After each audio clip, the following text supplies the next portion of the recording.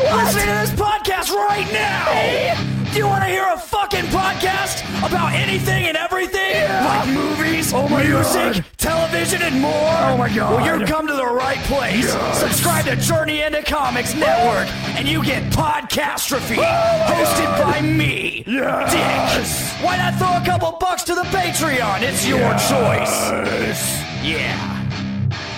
This is a Podcastrophe. That sounds so awesome. The following is a Journey into Comics Network production.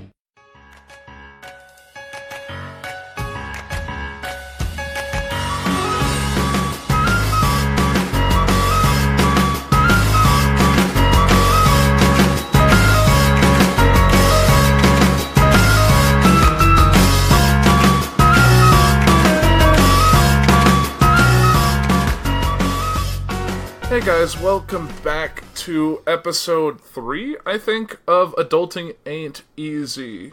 As always, I'm joined by my fiancée, Liz, who... Hello. Hi, Liz. I just got home from work after a day off because my parents were in town. We were doing some family things, and they were checking out the house, and my dad had all these ideas, and it just... Ever since we've got the house, which you really don't know about because we haven't talked about it yet, so I guess I'm getting a little ahead of myself, but I'll let Liz talk for a bit. Yeah, so when was it that we looked? So we started looking at houses probably, so I guess starting off, the whole thing we want to talk about is home ownership, because it ain't easy. We're already figuring that out, even though we closed on our house only, a little less than 2 weeks ago? Maybe 2 weeks, Thursday, yeah. Yeah, and it's quite a process. I mean, at first it's kind of fun, and then you get into the nitty-gritty, and it's like, it can be overwhelming at times.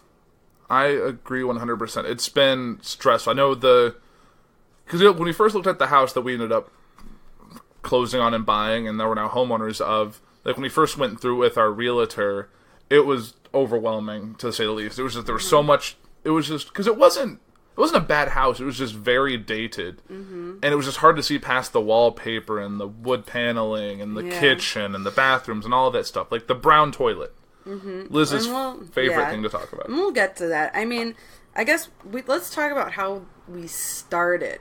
When we started the process. Like how, I guess, because there's got to be a beginning to everything. So we kind of, I guess, ever since we got engaged, which is about almost a year ago, we were looking at houses. I mean, just internet looking at houses, because we had no idea, what kind of things we could afford, and, what things we really wanted in a house, what things we could do without, and things like that. Right. So it was kind of a process. So we each had things we wanted. Like, I know originally we wanted a fenced-in backyard for our dog, Max, because we just wanted him to be able to... I like how he looked up as soon as he heard his name. Just so he could let him outside, he can do his business, because one thing that's kind of sucks about being in an apartment is that every time he needs to go out, I have to go out with him on a leash, and we go for a walk, and I take him to do his business. And kind of having the ability just to let him out in the backyard would be a nice treat. And we also wanted to look at maybe like an attached garage, because there's one thing that's not fun, is like parking your car and have to go out in the rain or in the elements to get into the house. So we were looking for those two things. Mm-hmm. And I don't think so we kind of thought about that for a while in the fall and in the winter as we were doing all of this wedding planning stuff, which we kind of talked about earlier in the show.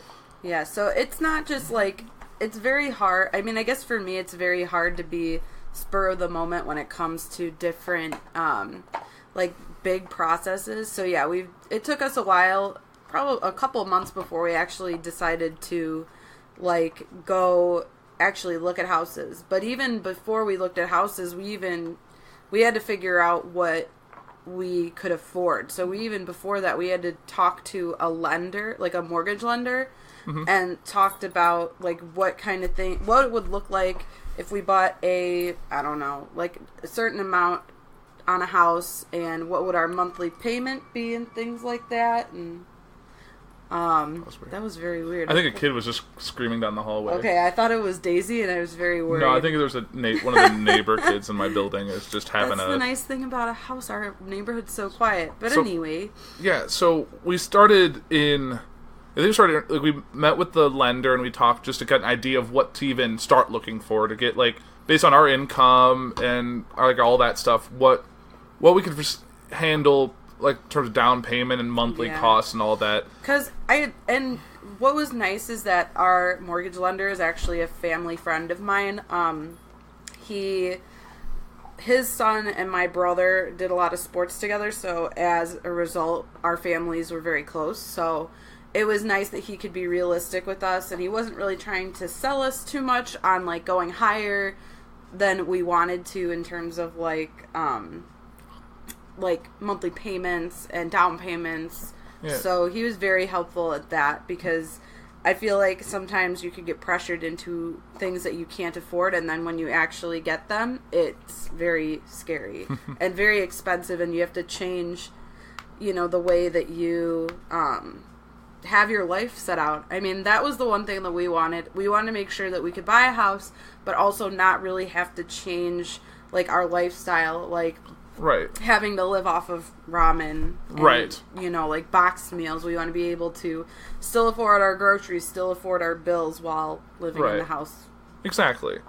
And there was one thing, like, and then so we kind of got that, so, like, you could look in this price range, and then and it's a good thing to have a price range in mind, because then it just makes it, you don't want to be looking at a house that you can't afford and then get upset when you find out the price, because I feel like that was something also that I was, like, my mom was kind of a big part of the process, and I was really worried about going too high over budget, because I knew there was a lot of good houses out there that was just a little bit over our budget, but we couldn't, like, in my mind, I couldn't see myself going ahead with it, because I was worried that it'd be too much of a financial strain for us, especially since, I'm a teacher, I don't make very much, and Andrew has student loans, so we want to be sure that we can still live our life without worrying about money too much. Exactly. We wanted to not look like, because their price range is always like, you can get, there's like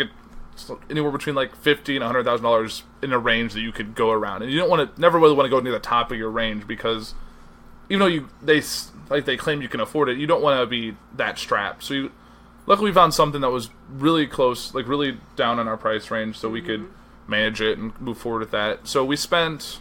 Well, I mean, I guess we could talk about the different... Because it was not the first house that we saw that we really liked.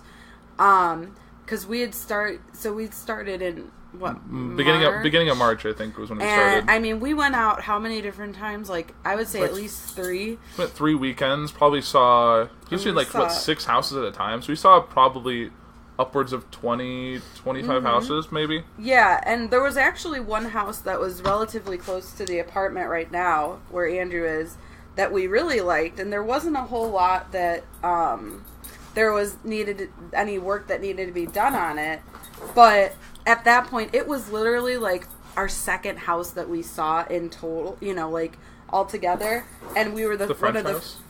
No, not that one. The Clearbrook house. Oh, yes. And it was, like, perfect. It checked a lot of our boxes. But at that time, we weren't ready to put in an offer. We had no idea. Yeah, and then it was, like, we wanted to see it maybe a second time. And by the time we did that, or by the time our real estate agent got back to us, it was already contingent. So someone had already put in a bid, and it was kind of off the table. So it was kind of upsetting at first, but, I mean, we had a couple of those moments where we were like, oh, we really like this house, but then by the time we actually jumped the gun, it didn't work out, and it was probably for the better, because the house that we have now was not anything that we thought, we could deal with or handle. Like, I think, at least, I can't really speak for Liz on it, but I know at least that I wanted something, initially, like, looking at a house, I wanted something that was relatively turnkey. I wanted something like, you paint, you change carpeting, you change fixtures and stuff like that. Like, that was the extent I was really looking for, at least initially. Yeah, but the thing that we kept running into was that the houses in our price range were small. And it was like, we kind of had to ask ourselves, how long do we really want to stay in the house that we buy? And also, like, do we want to make this an investment or not? So we kind of decided that we would want to make kind of an investment, because by the time we want to move, we want we want to make a little money on. So we could roll the into house. a larger house or a nicer Yeah. house, or because like there was houses that were beautiful that were like 200 more square feet than my apartment, which is small. Like Yeah, and if we want to start a family in the next couple of years, we would have to move, and that's just another stress that we'd have to put on ourselves in a couple of years. And we had to really weigh, is it worth it? And to us, I mean, after seeing this house, it wasn't really worth it to keep looking at these small houses. that was one thing that like Liz's parents like stressed with us is like, you don't want to, because a lot of the people that are selling these houses are people that are our age who Or are a like little bit older. a few years ahead of us in terms of life. They got married, had a kid or two, and now don't fit in the house anymore. So they're looking to move up. So we could see if any house like this, we're seeing a few years into our future and knowing that like 5 years from now we're in the same boat selling a house and breaking even, and then trying to get a new house out of it. Yeah, and that was the thing too. We were seeing these houses that were very small, but they were nicely decorated, and there wasn't a lot of work that needed to be done. And it was just like, it stunk because you couldn't do really much different to up the value of the house. Right. But then it was like in April that we saw our house right now. I think it was beginning. It was like right around because like the house that we were about ready to pull the trigger on. That was like the last. That was like the last thing, and like it was a great house. It had like a basement that needed a minor work to finish it. It had kind of what we wanted. It was still small, but you could get a lot more living space out of the basement, had a nice backyard and garage and all that stuff.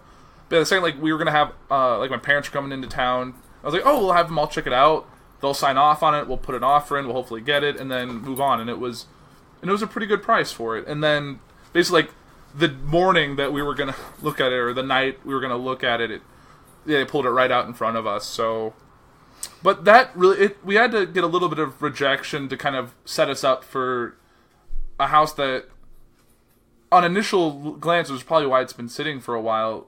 It just didn't have the appeal and we had to kind of see beyond just what it looked like on the outside and see the bones and the potential on the inside. Yeah, and that's why it's nice to have someone that has more of a design eye go with you, because I think having my mom come and like help us through it was a big thing, because for us, I don't think we're very much like interior design minded. So we walked into this house with a ton of wallpaper and 1970s appliances and Wood paneling and a kind of a shoddy roof, and we were like, what the heck are we doing? Like, this is crazy. Like, this is so much work. But my mom was like, she was kind of giving us a lot of suggestions along the way, and like, and our real estate agent was fairly confident that we could get it to a price range where we could do some of those improvements and not worry about the financial strain of a mortgage plus, redoing certain things. Right. And then it was a lot of thinking we had to do before we actually decided, like, yeah, we need to put an offer in on this place. And right, because I was pretty apprehensive originally, because I think after we looked at it, and it's like, I think we had to kind of reassure each other through this process. We each had our like not necessarily our buyer's remorse, but like, do we really want to do this? There's a lot that needs to be done.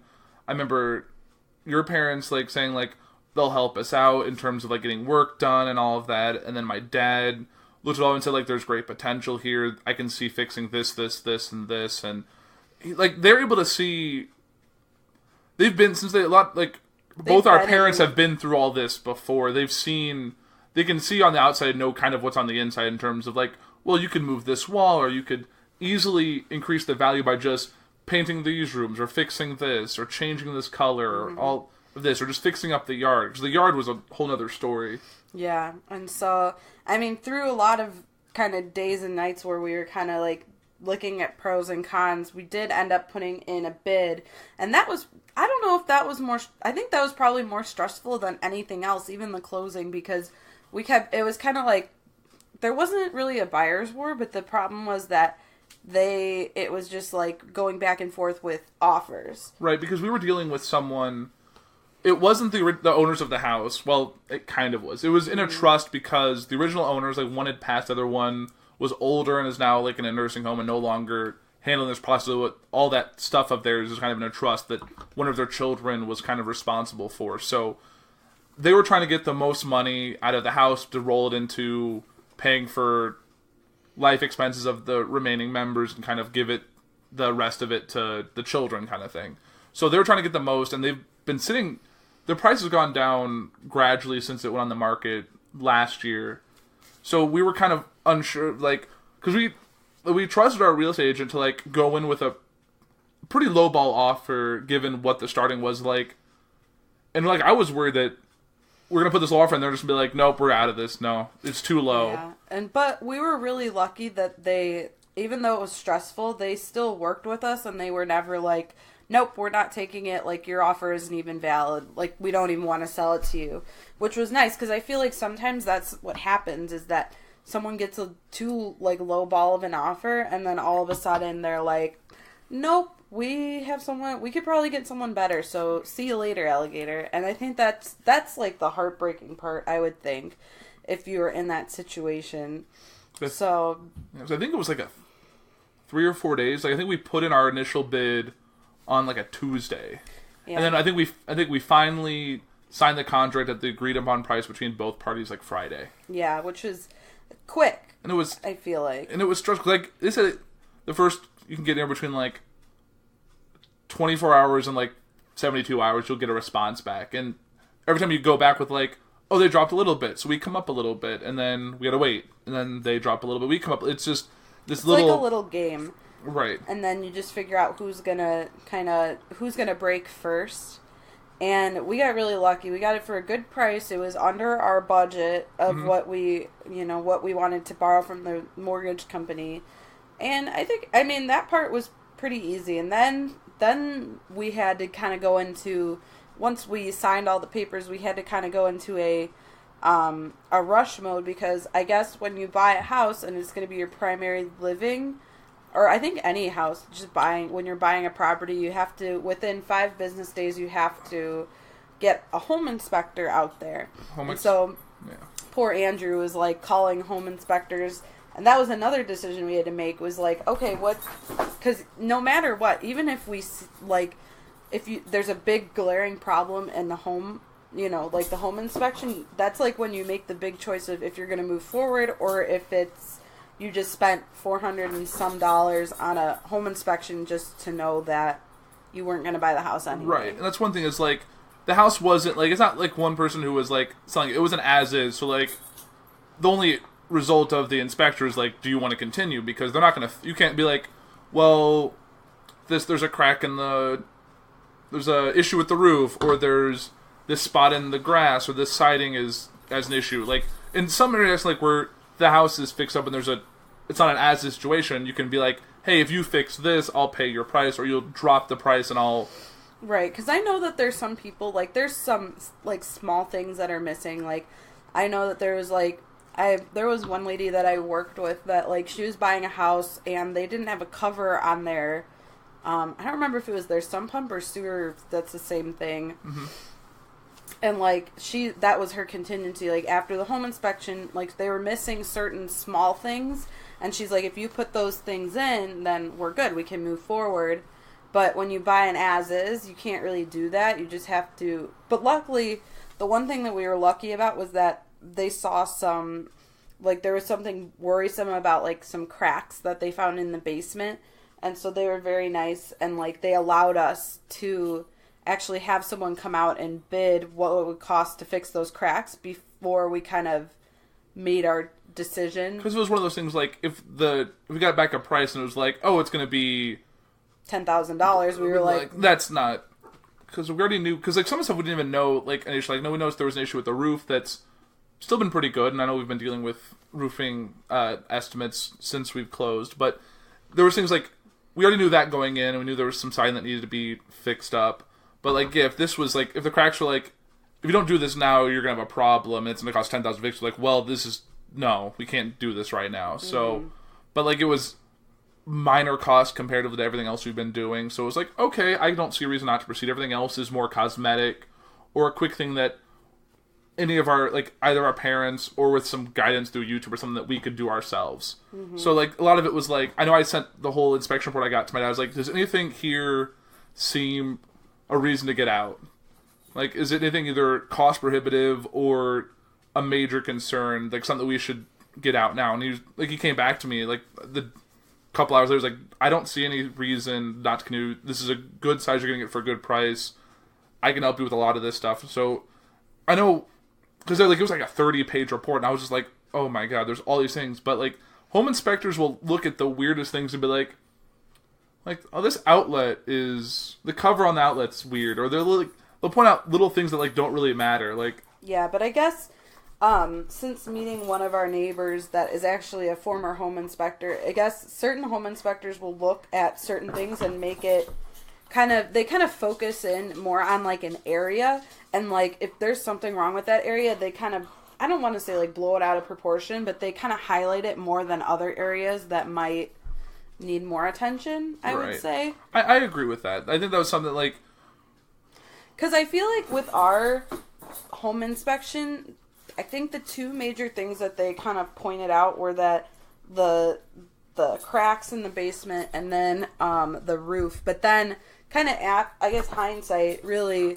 the roof issues were more kind of, I don't know if they were more severe than we thought, but, like, it's just, like, so I think it's just certain people have certain opinions about, like, what things are, you know, important to kind of lay out and what can be left to the wayside. But all in all, the guy that we had come out for the home inspection wasn't too bad. Yeah, it was he was very thorough, and there were actually 2 people that came out to see it, so... And that's what we found out, like, that listings can always have a little bit of lies in there. So we learned, it was like, I think the listing said, like, the furnace and the AC were, like, within 5 years. I was like, oh, that's great. We know that we got 15 years or more out of those. And then we come to look at it and inspect, and they're 12 years old. So you're like, oh, that's not this great. Mm-hmm.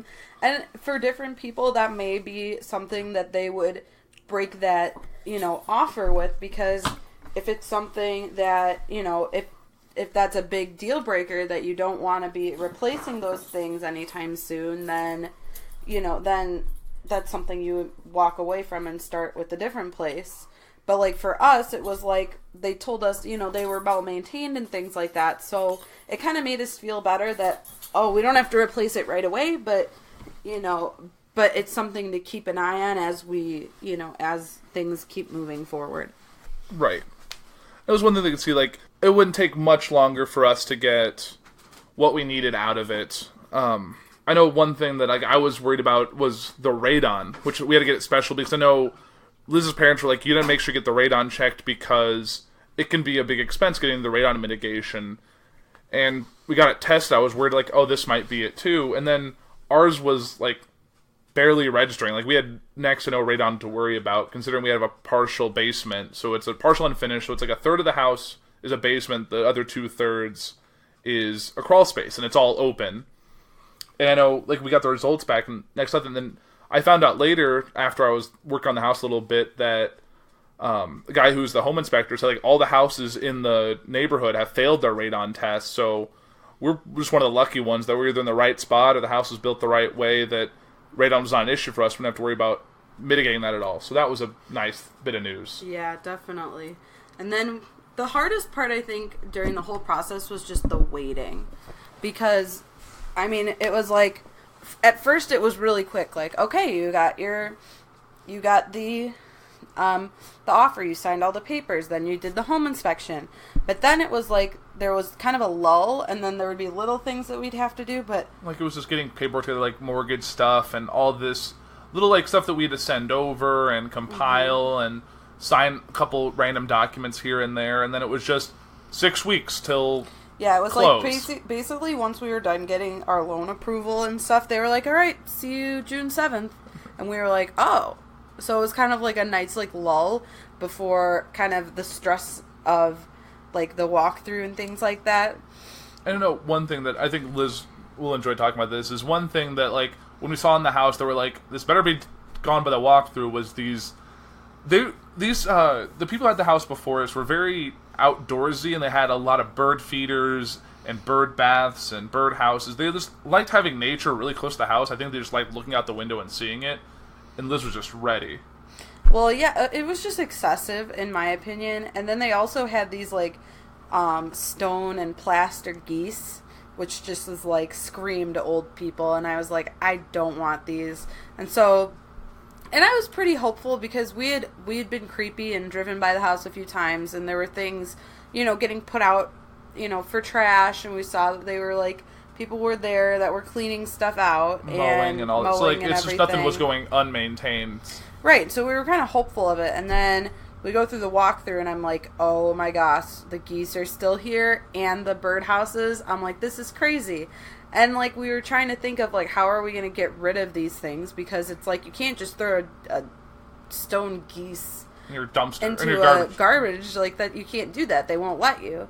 And it's like, you can't, like, it'd just be a lot of extra work. Because we already were going to have to do a ton of work anyway. So it was just like, was just kind of like a common courtesy thing. Because I felt that those were, like, personal property. And we didn't want personal property for them, so it should have been removed just like anything else, like a couch or a china cabinet. Like, that stuff needs to get moved, whether, it's a personal belonging. I think that's a personal belonging. Just because it's not nailed to the floor doesn't mean that you get to leave it there. Right. If they went all that trouble to remove a pool table from the basement, they could easily have thrown a couple of geese in a dumpster when they're throwing all this other stuff out. Mm-hmm. So we did end up actually on the day, or like we ended up like asking a real estate agent what to do, and she said, don't get your hopes up, but we can try it. And so it was just a call to our lawyer, and the lawyer called their lawyer and their real estate agent, and so it ended up working out that they took all the things away. So it made our life easier once we were the actual owners of the house, because then we could start figuring out what we needed to do. Yeah, and one thing we didn't even know, like, walking to the close, we didn't even know if that work had been done. Like, they said, like, at like 10 a.m., said, like, he might do it or something. Because, like, there was still a car in the garage, less than 12 hours before, not 12 hours, but there was, like, within a day of closing, there was still, like, a trail. I was like, well, if it's still there when we close tomorrow, that's just our car now. Like, that's just what we're going to do. Like, garage is closed, that's ours. Mm-hmm. So, but, yeah, then, like, at the closing, I was like, yeah, they got all the stuff removed. Like, I don't know how he did it, if he threw it all in the back of a pickup truck and just hauled it off somewhere, but, like, it was all gone. The big stone table in the back, all the bird houses, the fake geese, the stuff on the house, like the little big bird that's on, like, the front of a garage. It was all gone. I was very impressed, like, how quick he got that turned around. Yeah. I think it was just, I don't know if it was like that he was worried that we would walk out of the closing and be like, we don't want to close until this happens, or what. Because, I mean, I didn't want to be unreasonable, but I also wanted the former owner, or the trustee, to show a little bit of, like, common courtesy. Right. So, because, I explained it to the lawyer. I was like, if I'm moving and I'm selling my house, I would make sure all of that stuff was gone. So I would hope that someone else would do that for me. So... Right, like, because, like, I'm in an apartment, like, if I move out and I leave anything behind, or if I don't fix something or all that, I get charged for that. Like, that's something that'll be taken out of, like, my last check, or I'll get a bill for it. So it's like, you gotta leave it as clean as you can. Like, it's... I mean, yeah, he's not gonna, like, peel a log for us, but, like, if there's a random... Like, he's not gonna leave, like, a table in the room. Like, we even wanted some furniture, and it was a whole other deal that we don't really need to go into. But it was just... Yeah, it was just common courtesy. If it took 2 seconds, he was already hauling stuff away. It seemed like it would be a minimal thing. But he did it, and then we were able to, like... I think a few hours after we had closed, we were already ripping out weeds and getting deep into that. Yeah, because it was nice that the lawn was maintained, but the problem was that they had a lot of big planting beds, and, we're young, yes, but at this point in time in the summer, do we really have, we had to kind of ask ourselves, do we really have the time to actually work this big planting bed and make it look pretty? Because at the point when we were looking at it, it did not look... It probably was beautiful at one point, but it was like, we can't make it. Like, this... There's just too much stuff that's overgrown and too many weeds, and we just have to fix it and be done with it. And so far, we've done a pretty good job. I mean, as of right now, we have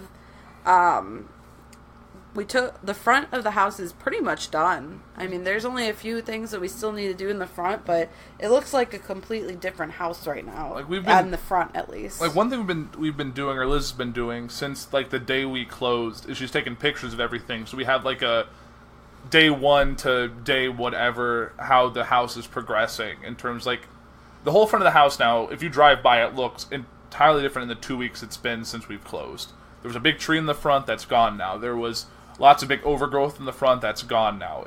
There's sod down. It's a entirely different look to it. Mm-hmm. And then over the next few weeks it's going to get a lot different. There's a lot in the back that's unseen. There's some yard drains that we're resolving. There's a lot of stuff inside out that they've been working on. The wallpaper's all essentially gone now. Well, not really. There's still the major wallpaper is definitely gone because there were only a few rooms that had floor to ceiling. That had the floor to ceiling wallpaper. Yes. So that was like one of my first things. I'm like, if I'm going to be working inside, I've got to get this wallpaper out of here because I was not about to sit and live with yellow wallpaper or ships and anchor wallpaper, you know. It's definitely a very much an old person's house. Like there was the wallpaper in the bathroom, the little figure boy and girl border that's throughout the house, and the fact that like all that there's no overhead lighting because at a certain time everyone likes floor lamps, so like there's just nothing on the ceiling, which will be resolved in like 2 weeks. I'm very excited for that. Yeah, because if you go to the house right now, it has to be like I went to the house one day and it was like rainy, so it wasn't very light outside. It was hard to see stuff. Like I had to go to like there are only a few like places in the house where there are overhead lights, and I had to turn them on, and it was still hard to see what I was doing. But once we get some can lights in there, it'll be really nice, right? And we'll be able to see. Yeah, like my parents came up this past weekend to check out the house, and my dad's gonna do some work, so he was gonna kind of get an idea of what to do and what tools to bring up because I've lived in an apartment since I've lived on my own, so I've needed a very small toolkit, and now I have a house, and I need, like, power tools and saws and this, that, and the other, and stuff that I just don't have, that I have to need to, like, raid a Home Depot or a Menards to get all the stuff I need.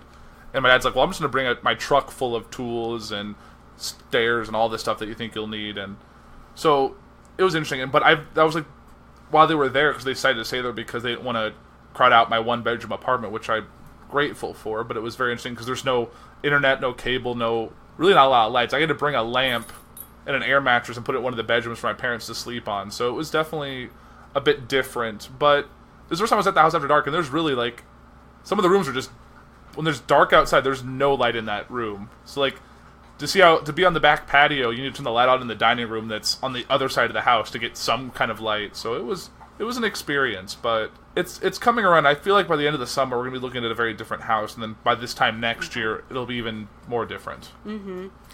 So what would you say were, like, the top, like, 5 things someone would need to do in order to have more of a stress-free, like, home buying experience? What do you think?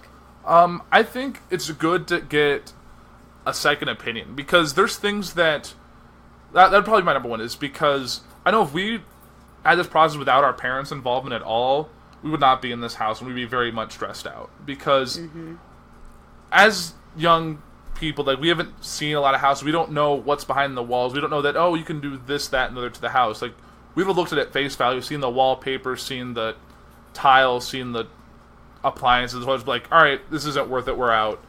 Even with our realtors, be like, oh, there's more you can do here. Like, we would have gone to a house that was probably much smaller, that was done, that we could move into the next day, but regretted the decision. Like, that was probably the number one, is getting other people involved that actually have experience with this stuff. Mm-hmm.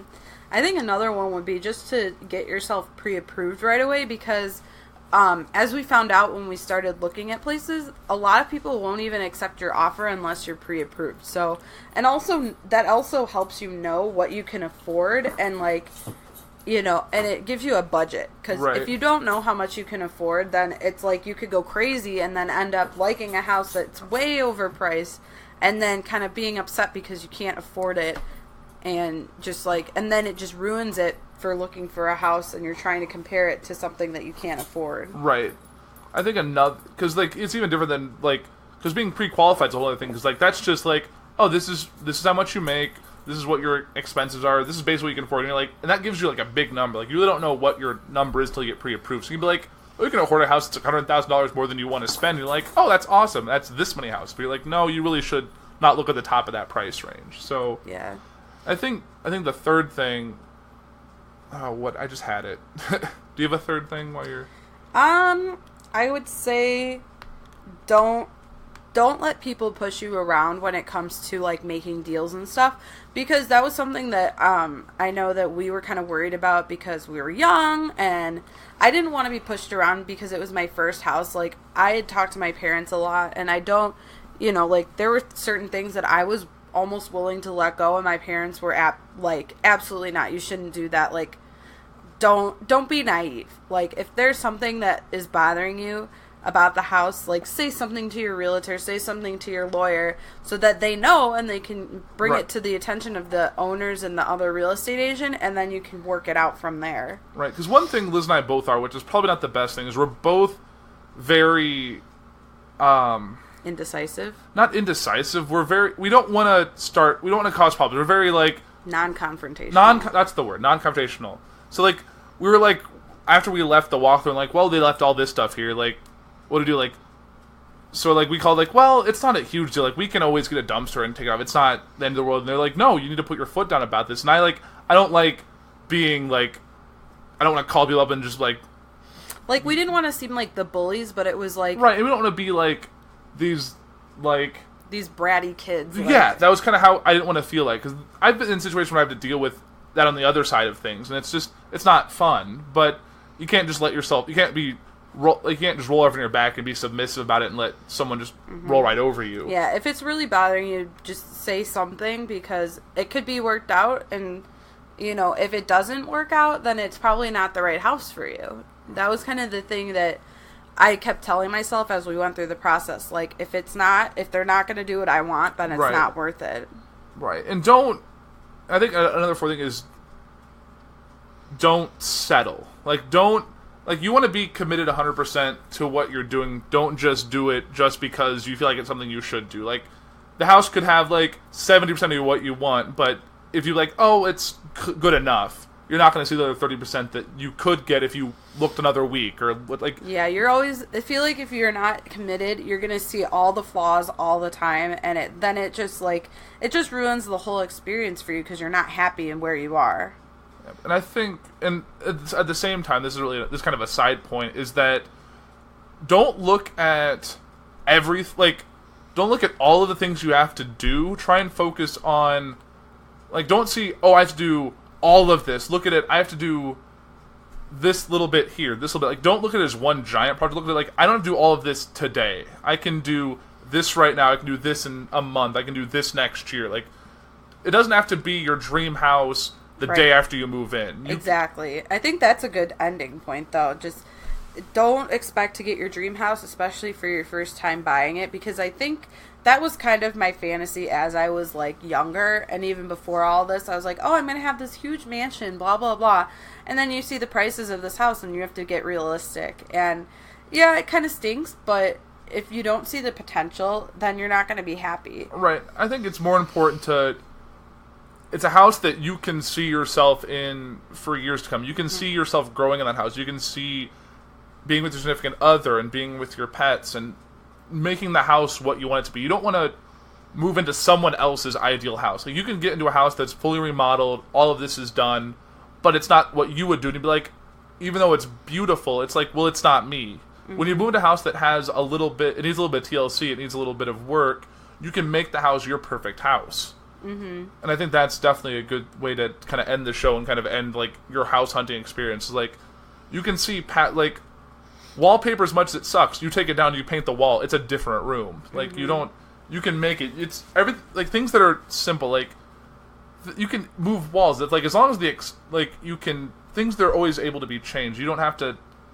There's, like, almost like a special feeling that you get when you walk into a house, and you kind of like, and my mom described it, and it was just like, you walk in and you just know. You're like, you look at it and you see different things, and you're like, I can see myself living in this house, fixing it up to look nice if you're in that situation, and making it my own and staying here and being happy. And I think that's something that's been keeping me going through all the woes of, remodeling stuff, is yet when it's done, this house is going to be awesome, and we're going to live here for a really long time, and we're going to be happy here, and we can grow and, change things as we want to. And yeah, we've been lucky to have a great support system that's able to help us with this. Like, Liz's, whole family has been out to help with, yard work on the hottest day of the year we've had so far. My grandparents, who are 82 years old, have come almost every single time to come and help us, and I could not be more thankful. Right. And they don't have to. That's the thing. We've nobody... We've never asked or, pleaded with them, can you please help us with this? They've offered because they want to help us with our future. They want to help, they've been through all this before. They've, it's a few hours of my weekend, or it's a day of my weekend. I can spend this helping you.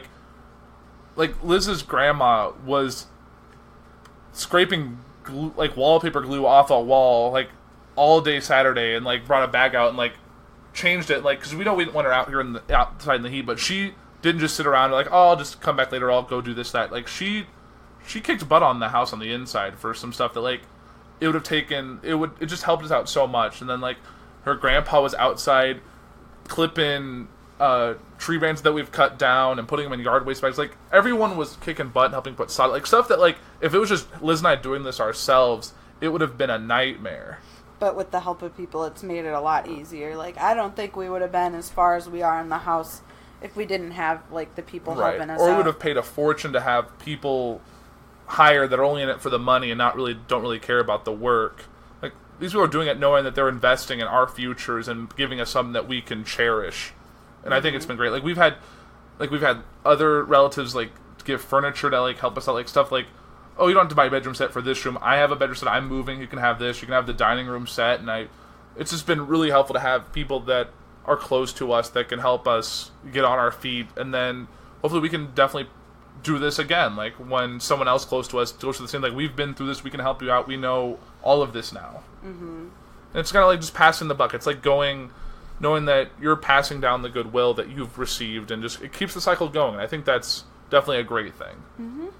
And I think we've been talking for a bit. I think I'm happy with how this episode turned out, so I will throw back to you guys. Definitely thank you for listening. It's been 3 episodes. I can see us going through this, and I think by the time we're all done with the house and might move on to the next phase of our lives, I don't know what the future holds exactly for us, but I think it'll be fun, and I hope you guys enjoyed listening to this show. And if you have any thoughts or feedback or comments, you can reach to us on Facebook. We're at Adulting's Hard on Facebook and Twitter. We might do an Instagram at some point. I have no idea. I have it from my other show, and I don't really use it. But, yeah, definitely reach out to us. If you want to learn more or you want other comments, we can definitely respond. I'm always on Facebook and stuff. And, yeah. Or even your own questions. Because I know on our pilot episode, we had a couple of questions that some of the other people on the network wanted answered. So if you ever have any of those, I would love to answer them. And, how we would do certain things. Be pretty cool. So I know everyone, at least even on the net, just people within our network, they're all moving on different stages of life. I know there's people that are going to be getting married soon. There are people that are married, have kids. There are people that are going to become step parents. There's people that are moving from stage to life, moving and all that stuff. We've all going through different things, and we're all here to help each other out. So yeah, if you have questions or things that oh, they did it just a little bit for me. Do they I want to know this and that. We can talk about it on the show. We can reach out to you directly.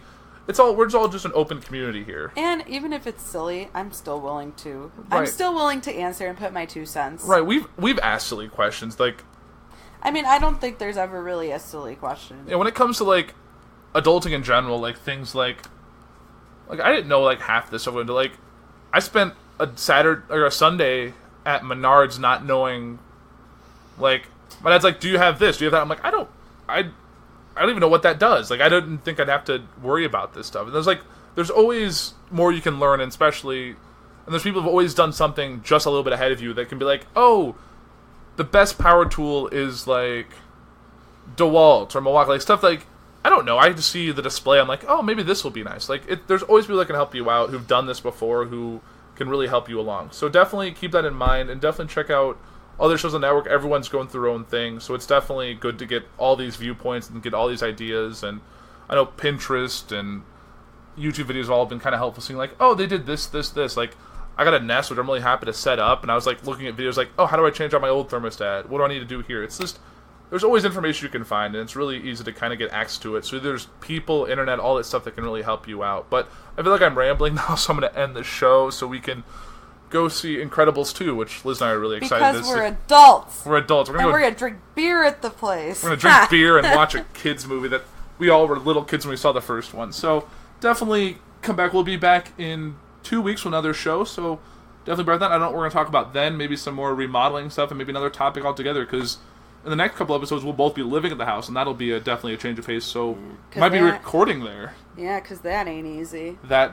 living together, that'll be a new one. But that's it for Adulting and Easy this week. I'm Andrew. And I'm Liz. Have a great week.